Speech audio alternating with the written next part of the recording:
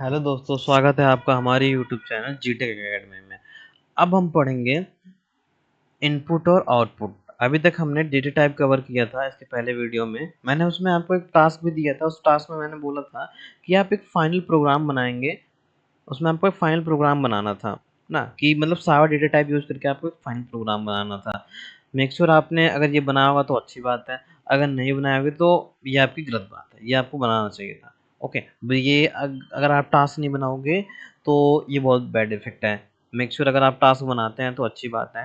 और अगर वो टास्क बना के आप भेजेंगे कहाँ पे, वो आप अपने लिंक्डइन वगैरह पे पोस्ट कर सकते हैं। अगर नहीं भी भेज सकते तो कोई दिक्कत नहीं, मुझ आप दिखाओ मुझे नहीं, बट हाँ, आप अगर टास्क को कंप्लीट किए हैं तो आप कमेंट कर दीजिए सर टास्क कंप्लीटेड। इस वीडियो में मैं प्रीवियस वीडियो का फीडबैक देखूंगा कि आपने टास्क कंप्लीट किया है कि नहीं किया है। ओके, अब हम चलेंगे अपने नेक्स्ट टॉपिक की तरफ, जहाँ पे हम सबसे इम्पोर्टेंट चीज़ समझेंगे इनपुट आउटपुट क्या है। एक ऐसा ये चीज़ क्या आती है, इनपुट आउटपुट क्या है ना।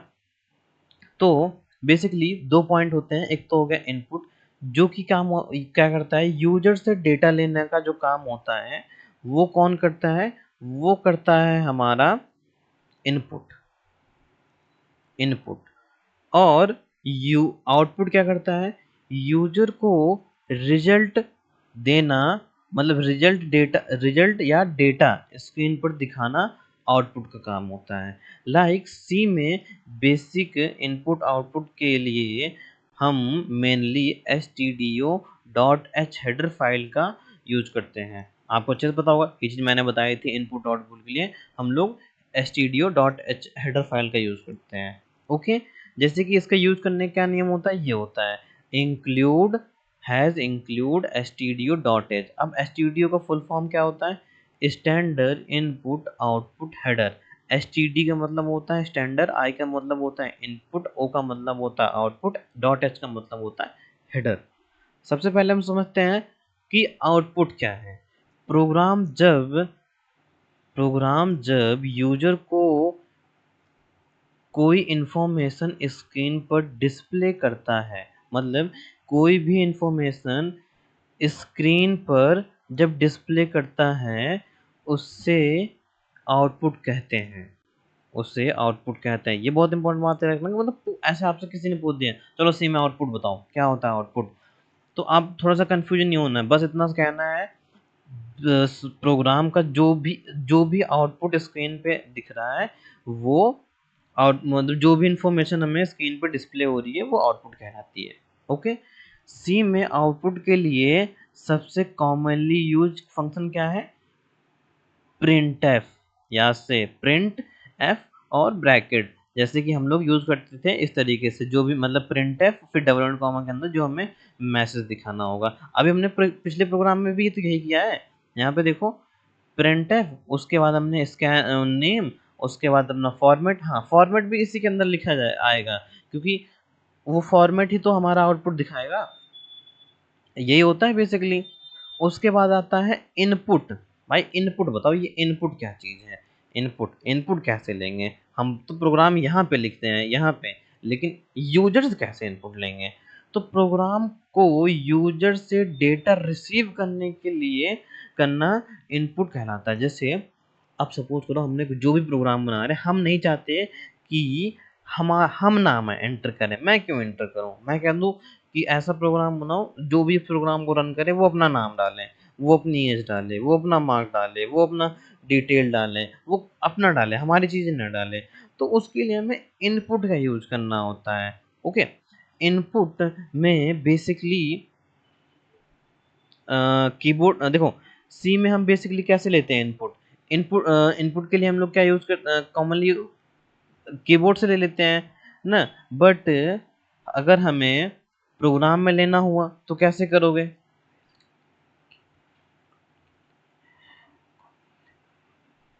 कैसे करोगे। तो उसके लिए हम यूज करेंगे स्कैन एफ फंक्शन। अभी प्रोग्राम देखेंगे, परेशान नहीं होना आपको। स्कैन एफ फंक्शन का यूज करेंगे। स्कैन एफ फंक्शन में देखो, स्कैन एफ फंक्शन में फॉर्मेट स्पेसिफिक होना चाहिए। उसके बाद एंड यूज करेंगे, वेरिएबल का नाम लिखेंगे। अभी तक देखो यहाँ पे अब बदल गया खेल। खेल क्या बदल गया, यहाँ पे फॉर्मेट स्पेसिफिक यूज करेंगे, चलो वो तो समझ में आ गया, परसेंट एफ एस कुछ भी लिख सकते हैं हम लोग, वो तो समझ में आ गया। लेकिन यहाँ पे डॉलर एंड सिंबल यूज करेंगे, उसके बाद वेरिएबल का नेम, ये क्यों? अब सबसे पहले समझेंगे फॉर्मेट स्पेसिफिक होता क्या है। फॉर्मेट सिंपली कह सकते हैं हम कि इसको थोड़ा सा मैं वन व्यू में अपने भाषा में समझाना चाहूँगा।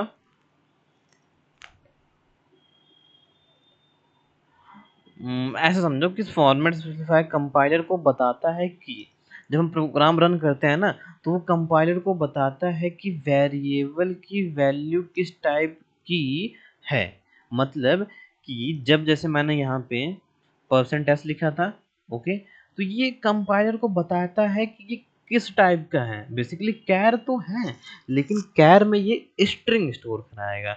जैसे सी, तो जब कंपाइल होगा तो ये बताएगा कि 1 डिजिट वैल्यू होनी चाहिए। जैसे मैं यहाँ पे सी लगाया था, तो यहाँ पे क्या आ रहा था आउटपुट में, जब हम रन कर रहे थे इस प्रोग्राम को, आ रहा था एट द रेट ना। तो वो बस फॉर्मेट, मतलब फॉर्मेट स्पेसिफिक होता है कि वो प्रोग्राम को कंपाइल टाइम पे बताता है कि ये किस टाइप का मतलब वैल्यू किस टाइप की है, और उसमें आउटपुट और उस आउटपुट में किस फॉर्मेट में रिप्रेजेंट करना है। मतलब ऐसे समझो, मैं तुम्हें एक बार दोबारा बताता हूँ। फॉर्मेट स्पेसिफायर कंपाइलर को बताता है कि वेरिएबल की वैल्यू किस टाइप की है। मतलब वो बताता है भाई हाँ इस टाइप की वैल्यू है, और यूज आउटपुट में, मतलब यूजर आउटपुट में, ऐसे कह सकते हैं यूजर आउटपुट में किस फॉर्मेट में रिप्रेजेंट करना है, वो भी इसी काम होता है फॉर्मेट का ना, कि हमें डेटा किस टाइप का रिप्रेजेंट करना है, वो फॉर्मेट का काम होता है। जैसे हम लोग सी लिख रहे थे, एस लिख रहे थे, एफ लिख रहे थे ना, एफ के बाद पॉइंट वैल्यू दे रहे थे तो वो डी लिख रहे थे, तो ये किस टाइप की वैल्यू स्टोर कराएगा, ये मतलब रिप्रेजेंट करेगा, ये भी इसका ही काम होता है ना। कुछ इंपॉर्टेंट फॉर्मेट है, जैसे कि देखो इंट के लिए डी यूज़ करते हैं जो कि डायरेक्ट इंटीजर देगा। फ्लोट के लिए एफ यूज़ करते हैं, जो अगर एफ यूज़ करोगे तो मतलब F00 ऐसे करके वैल्यू आ जाएगी। डबल होता है, इसके लिए भी एफ यूज़ करना होता है। कैर होता है तो इसके लिए एस यूज़ करना होता है, बट स्ट्रिंग में एस यूज़ करना होता है। ओके ना, आप समझ गए। अब फॉर्मेटिव समझ गए, अब हम समझते हैं ये एंड ऑपरेटर का काम क्या है ना। What is and? देखो एंड क्या होता है, कैसे, इसको बस इतना समझना है आपको। स्कैन एफ डॉलर डी लिखा मैंने, मतलब अगर इंटीजर को तो डी लिखा जाएगा, नॉर्मल सी बात है। एंड परसेंट, ये ना मेमोरी, ये होता है मेमोरी एड्रेस, बस इतना समझो। वेरिएबल के वेरिएबल का मेमोरी एड्रेस होता है ये हमारा, सबसे इम्पोर्टेंट बात है। ये नहीं समझना है क्यों किस लिए यूज हो रहा है, ये स्कैन एफ में यूज हो, ये नियम ही है यूज होना। जैसे हम खाना खाना है तो हम, अब हमें भूख लगी तो हम हाथ से ही खाएंगे, वो नियम, मतलब खाना उसी तरीके से खाया जा सकता है ना। हमको उस कॉलेज जाना है तो हमें लिए वही रूट है, वो रास्ता है, वैसे ही जाना होगा। प्रोग्राम लिखना होगा तो हमें लैपटॉप ओपन नहीं करना है, फ़ोन ओपन करना है, मतलब बिना उसके काम ही नहीं होने वाला है। तो एज वेरिएबल का मेमोरी एड्रेस बताने का काम करता है एंड पर्सन। सबसे इम्पोर्टेंट बात है, किसी भी वेरिएबल का मेमोरी एड्रेस बताने के लिए एंड पर्सन यूज होता है। ओके, अब हम एक प्रोग्राम समझते हैं, हम एक प्रोग्राम बनाएंगे। मैंने कंट्रोल एन किया, इस फाइल को सेव कर लेते हैं। Programme 4.cpp। मैं यहाँ पे आपको बताऊंगा input OUT PUT, input output, input output example बताऊंगा कि से इनपुट कैसे लिया जाता है, आउटपुट कैसे लिया जाता है। कभी कभी ये ऐसा भी लिखा जाता है, कभी कभी ये इस तरीके से लिखा जाता है I/O, ठीक है, कभी कभी ऐसे भी लिखा जाता है। तो ये जरा थोड़ा सा कंफ्यूज मत होना, ये इसका मतलब ये होता है इनपुट आउटपुट। अब हम यहाँ पे सबसे पहले INCLUD include sorry stdio.h। Okay, इसके बाद यहाँ पे int इंट मेन, मेन लिखा मैंने, इंट एज। अब यहाँ पे हम डायरेक्ट वैल्यू नहीं असाइन करेंगे, बहुत इंपॉर्टेंट बात है, यहाँ पे हम डायरेक्ट वैल्यू नहीं असाइन करेंगे। यहाँ पे हम कहने वाले हैं इंट एज वेरिएबल को इनिशियलाइज हमने कर दिया। मैंने अगर इसके पहले आपको पढ़ाया था इनिशियलाइज कब किया जाता है ना। अब यहाँ पे मैंने क्या किया, आपकी वेरिएबल को इनिशियलाइज कर दिया मैंने, अंडरस्टैंड, ओके। अब हम क्या करेंगे, प्रिंट एफ, अब यहाँ पे एक मैसेज देंगे ENTR enter your age, okay दोस्तों, semicolon colon and semicolon enter. अब लगाएंगे SCANF, स्कैन एफ फंक्शन, उसके बाद double inverted comma %d comma address age, इसको एड्रेस भी कहा जाता है, एंड को एड्रेस भी कहा जाता है, एज। अब हमने यहाँ पे वेरिएबल को इनिशियलाइज किया है, यहाँ पे हमने एक सिंपल सा आउटपुट दिया है, यहाँ पे हमने क्या किया है, यूजर से आउटपुट लिया है। अब देखो, ये हम यूजर से इनपुट ले रहे हैं, ये हमारा आउटपुट है। मैं आपको, ये क्या है, OMESSAG message, OUTPUT message output, और ये क्या है हमारा, ये हमारा है,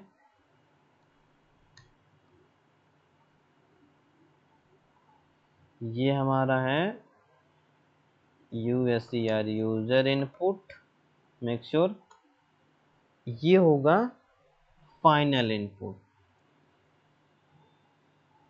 YOUR योर एज, एज वो डबल एंड कॉमा हमने ये लिख दिया your age is, semicolon लगा और कॉलन लगाना है आपको, %d लिखना है, कॉमा लगाना है, एज लिख देना है, सेमी कॉलन।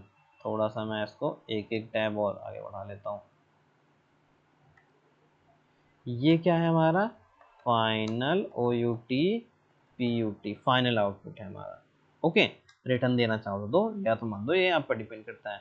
हमने क्या किया, वेरिएबल इनिशियलाइज किया है, सिम मैसेज आउटपुट दिया है कि ठीक है एक मैसेज आउटपुट दे दो जिससे यूजर आइडेंटिफाई कर सके कि हमें क्या एंटर करना है। उसके बाद हमने यूजर से इनपुट लिया है, उसके बाद ये हमारा फाइनल इनपुट है, फाइनल आउटपुट है, ओके। जब भी हम यूजर इनपुट यूज़ करते हैं तो उस टाइम पे दो आउटपुट की जरूरत पड़ती है।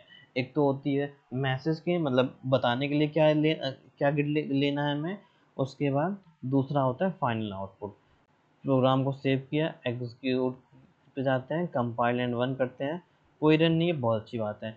यहाँ पे देखो लिख के आ रहा है एंटर योर एज, जैसे मैंने लिखा है यहाँ पे 22, एंटर किया तो यहाँ पे आ रहा है योर एज इज 22 ना, ओके दोस्तों।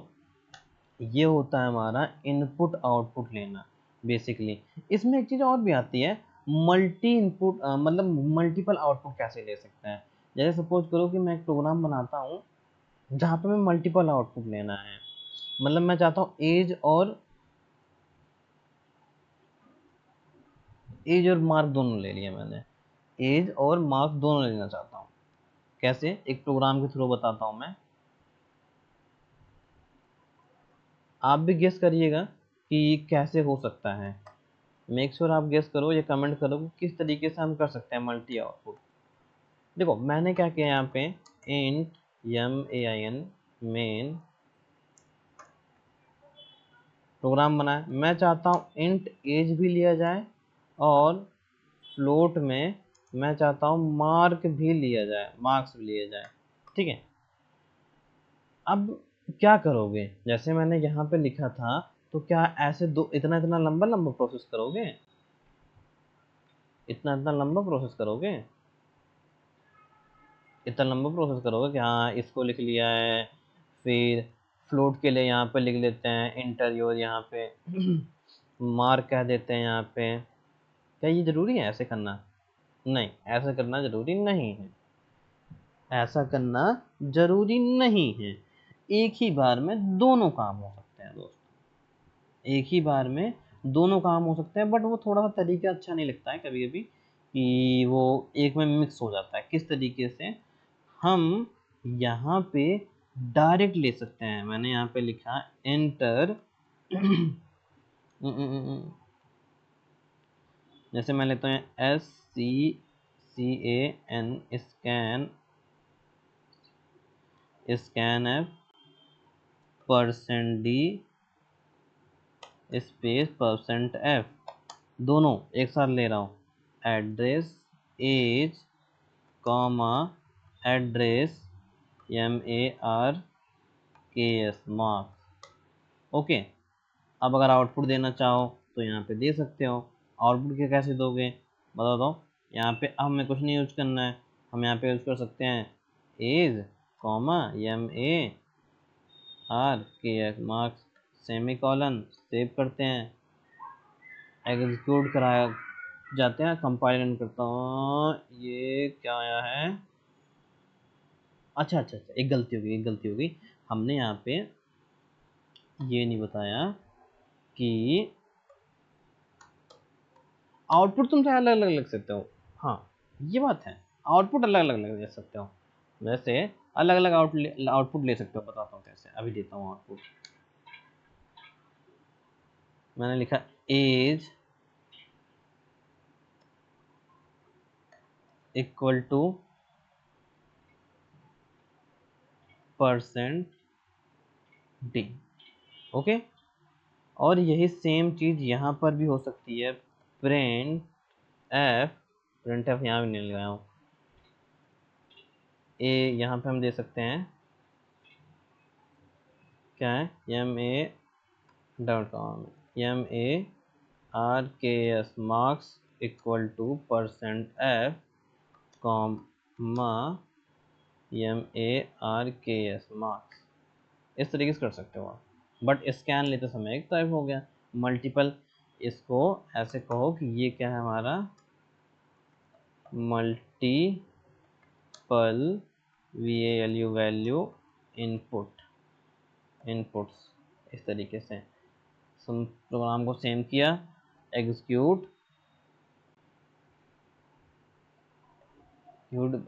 पे जाते हैं, कंपाइल एंड 1 पे क्लिक करते हैं, कोई रन नहीं आ रहा। यहाँ पे देखो मैसेज कुछ दिया नहीं था तो इसलिए आ रहा है। यहाँ पे 22 स्पेस देते हैं, यहाँ पे दे देते हैं मार्क में हम दे देते हैं 85.5 इंटर करेंगे तो अब आया यहाँ पे एज इक्वल टू इतना, मार्क्स इक्वल टू इतना आ रहा है, अपने आप ही आ रहा है।